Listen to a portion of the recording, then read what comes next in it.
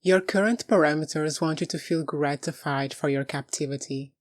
What a line. No one escapes the Empire, even the Empire, but I'm gonna try to see how far I can go. What a line. Hello everyone, welcome or welcome back to the channel of Delusional Theories. My name is Joe, and today we will be discussing some more delusional theories, or potentially not, because they've been kind of spot on.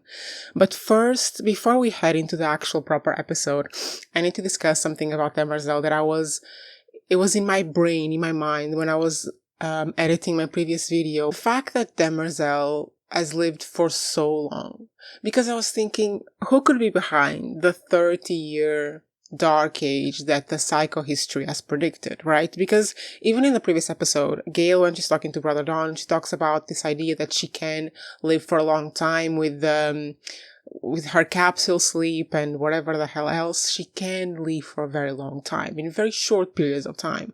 And I mean, maybe she can even prolong her life over thousands of years, or someone could prolong their lives over thousands of years, but it wouldn't be a rule. It wouldn't be a reign. They wouldn't be able to reign over the galaxy for 30,000 years while only waking up once every 100 years. Like, that wouldn't be possible. And I was thinking, could it be freaking Demerzel? Could Demerzel be the entity behind this predicted 30,000 years of Dark Ages? Because in this episode, we see Demerzel talking to the priestess, whatever that person is, and she's talking about the fact that she was the one who brought down the Star Bridge, and the fact that she's not regretful of the lost lives, but regretful of the fact that even though in the short term, back then, she thought this would help the Empire, it did not. So now she feels regret, and she feels a heavy heart, because technically she is going against her programming. She is going against the rule about serving the Empire regardless of anything. Because the idea that has been explored in the show is, if this is going to be the thing that leads to Demerzel's freedom, the thing that leads to her, breaking from the chains of the Empire and being an actual free entity. Because if there is no Empire, then what are her rules for? How can she apply her rules? But then at the very end, she kind of gives us a little hint, because she says, you are talking to me as if I'm a human, as if it's because of my upbringing and my limitations and my insecurities that I don't change. You're talking to me as if I have the capacity and I just don't do it. And I am not a human. I am a robot. I don't have the capacity because it's in my actual goddamn programming.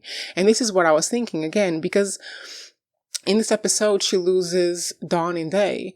And I mean, Dusk is having an affair with a Foundation lady. How committed is he to the Empire, And the Empire is clearly crumbling to the ground. And what will she be? What will she be after they crumble if she can't break free of this programming of her rule to serve the Cleons? And this is why I was thinking, and I was thinking this even before this episode, I was thinking this last week, that maybe the reason there is Dark Ages, maybe the reason why they go through a period so dark is because Demerzel is doing every single thing she can to bring back the Empire. It's because she's searching the whole goddamn galaxy for descendants of the Cleons. Because I've talked about this in a previous video. The Cleon Brother Dawn who escaped with some princess or whatever in the previous season. Now we have Brother Dawn escaping and Brother Day escaping. They are going to create, whatever's going to happen with Gaal and Dawn, we'll get to it. But these Cleons are going to have descendants. Couldn't the fall of the Empire be the reason why the Dark Ages even start? Because the Mule is a crisis, but he's not the end game bad boy who brings the goddamn galaxy down. So this is my current delusional theory, that Demerzel somehow is going to be behind or somehow responsible for the Dark Ages. And we even see a visual representation of the fact that Demerzel is trapped inside her own head, inside her own programming. We see the visual, it's the very beginning shot of the goddamn episode. We see a visual of the circular maze and the circular star bridge, and it's the idea that not only is she in a maze without an escape, without an exit, that she is in a circular maze. This idea of the fact that she's trapped to the cyclic nature of humanity, that we go through periods of peace and war and peace and war, and she's trapped here by her programming. She can't break free. And I like the idea that there are possibly other robots working from the shadows who don't have the programming to oblige the Cleons and are actually working towards the betterment of humanity. I can't make sense of everything, but I had this instinct about Demerzel and about her entrapment, her captivity to the Cleons and her programming, and how this will play out after the ending of the Empire. And I think we all want to see her, be free of her chains, of her captivity, but what if she doesn't? What if she doesn't? And I don't know, but like watching this episode and watching her conversation with that priestess and the fact that she helped the Foundation and Harry gave the radiant to the Cleons, did Harry give the radiant to Demerzel in a way to kind of help her through breaking her chains, thinking that she could break through her programming or something? I don't know if I'm making a mess of this, but because Demerzel is like the most interesting complex character of this entire goddamn show, right? She clearly is portrayed as a good person, a good robot, let's say, who is trapped by her circumstances. And it would be so cool and so beyond like complex and interesting if she continued to be trapped into being like this evil entity in the galaxy, not because she wants to, not because that's the desire of her life, not because that's her character, but because she was trapped by the goddamn program and made by humans. It wasn't her choice. She would have chosen to, I don't know, be on a beach somewhere.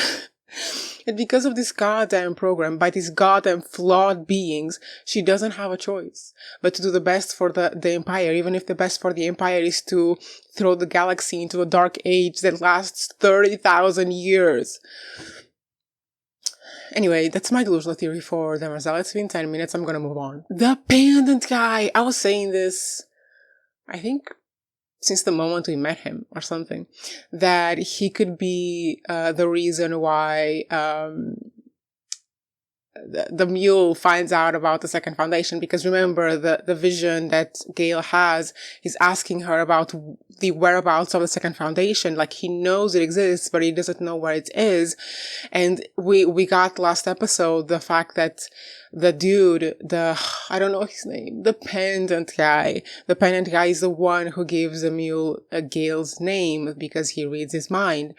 And I was talking about in my previous video that maybe he definitely had to have meet Gaal, and maybe he was part of the Second Foundation. Dun, he is part of the Second Foundation. And honestly, I was surprised by how cool they took the whole thing, because he was very careless going to meet the Mule, knowing that the Mule had the capacity to read his mind. He was very careless to go there, knowing that he knew who Gaal was, what the Second Foundation was, and where it was. But the fact that the Mule only got her name from his mind also tells us that he is somewhat controlled, and that what are they called? The Mentalics at the Second Foundation are actually really well trained. Because, I mean, he could have given the name and the whereabouts of the Second Foundation, and he didn't. He just gave Gaal's name because he was thinking of her, because she's always on his mind. And he wears that pendant because he's committed to her, and she was the higher cause he was committed to. And when they're discussing the whole shebang with the guy who's kind of interpreting the Mule's actions, and they're, trying to figure out why he's in a nightclub, the importance of music, and this guy, I mean, great deduction. I wouldn't have gotten there. This guy realizes that the personal gesture of the Mule who was playing that instrument was amplifying his powers. And that's so cool. That's so cool. That's so cool. Like, it feels like you're playing a video game where you have to like search for this very cool artifact that like amplifies your power. Like, come on. That's so cool. Anyway, they figure this out, or infer this, they can't be sure for now, that the music amplifies his powers. And they also have this really cool deduction or inference about the fact that the Mule surrounds himself with so many people and with music flowing through his veins because he's lonely.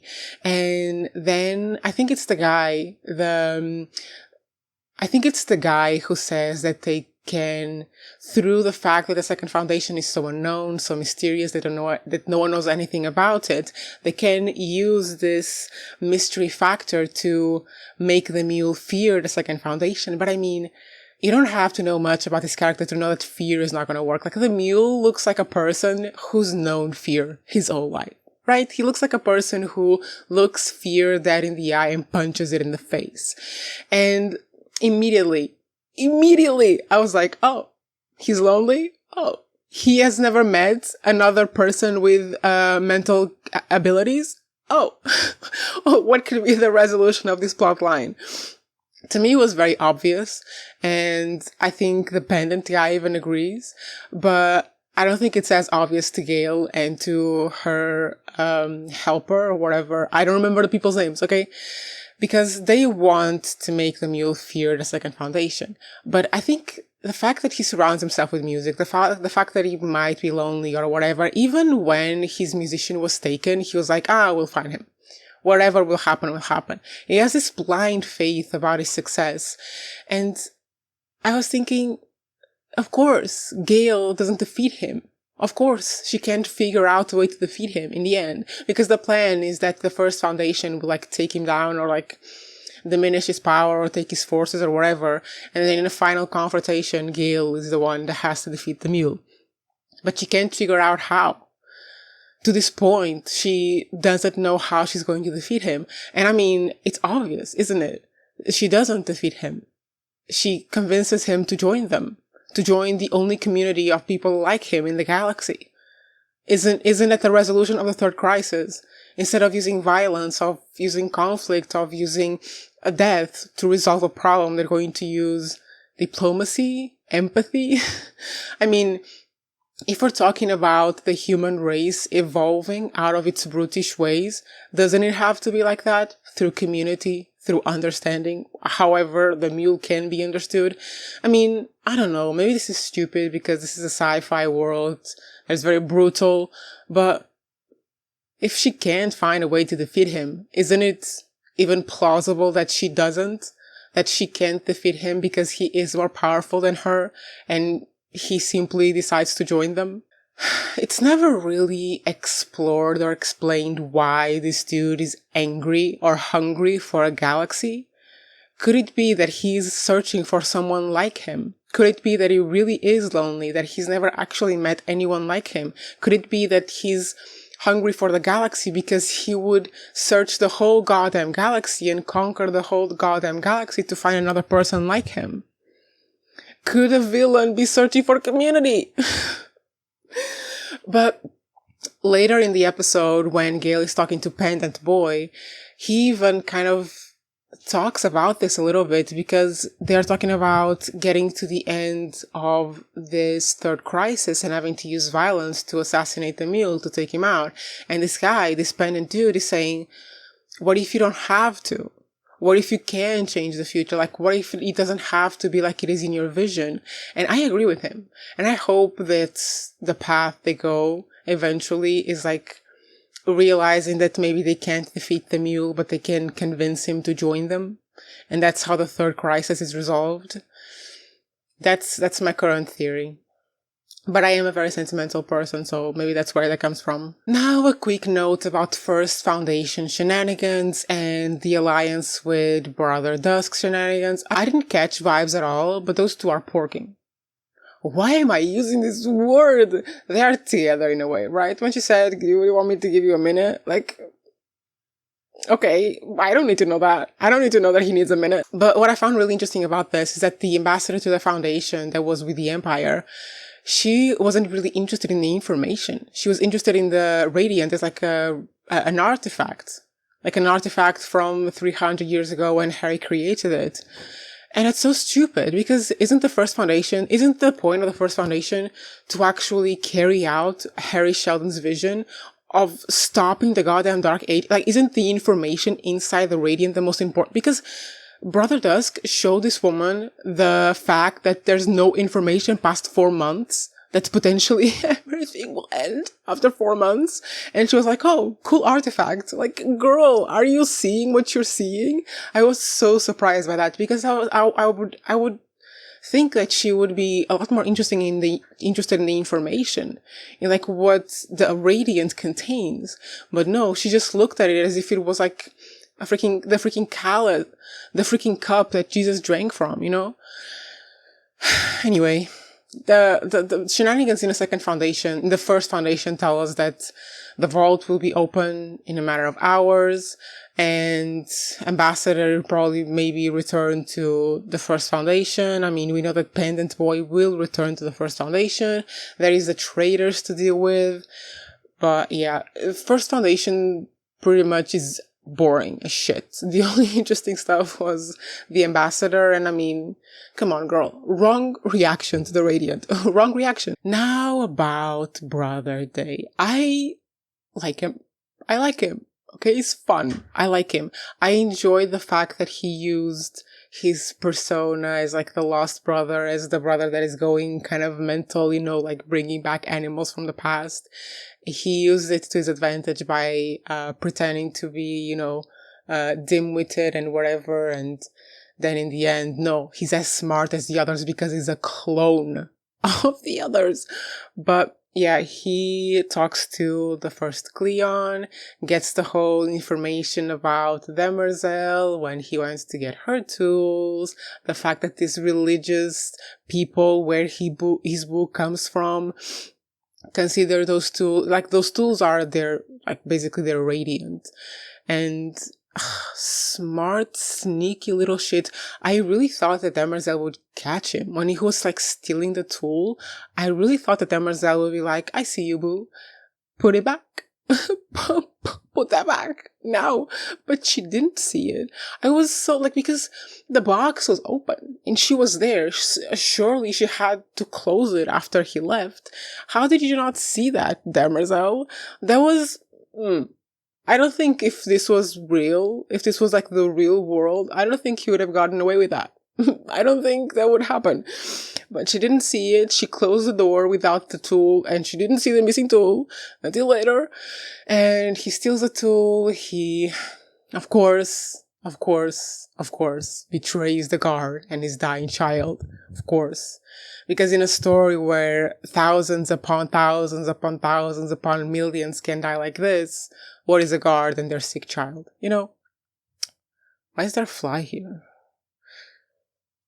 Anyway, he steals the tool to be able to go downstairs to that fanatic-ass religion about robots and trade the tool for his boo. But she doesn't know you. She doesn't remember you, honey. She doesn't remember who you are. Why would you think she would go with you? It's like the entitlement of these goddamn Cleons is insane, because he's thinking that he's going to go downstairs and she will be there and she will feel for him what he feels for her. And it's like, baby boy, no, she won't. Who knows? Maybe she's already with someone else. I feel like this is like the most possible outcome of this, because can you imagine that he goes downstairs? That I'm saying downstairs, but I don't actually know if it's downstairs. Whatever. He goes downstairs and he gives the tool to these religious people in exchange for his boo. And she's gonna be like, who are you? I mean, she knows who he is, but it's gonna be like, what do you want me to do for you, baby boy? There's no way they're going to ride into the sunset together. That's not gonna happen. Either she's going to not know who he is, you know, apart from being the Cleon, or Demerzel is going to show up. Okay, before we go to Brother Dawn, a side note, the goddamn visuals are so good. Like, when I was seeing Gaal in her bedroom sleeping with Pendant Guy, that bedroom was so cool. Look at the columns. Look at the moss. That was so cool. Like, this is the one thing that I'm like, oh, I can't believe I live in the past. Because the truth is, we live in the past. There's no way around it. We live in history. All the shenanigans that are happening now, we live in history. This is not the present of the human race. The present of the human race is so cool. The present of the human race is so cool, and I will never see it. And crushes my little soul. But about brother Cleon, I knew it.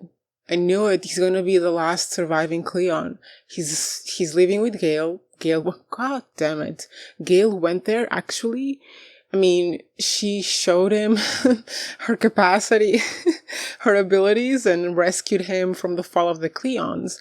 And I mean, the brother Day is escaping, or I don't know, he will be killed or something.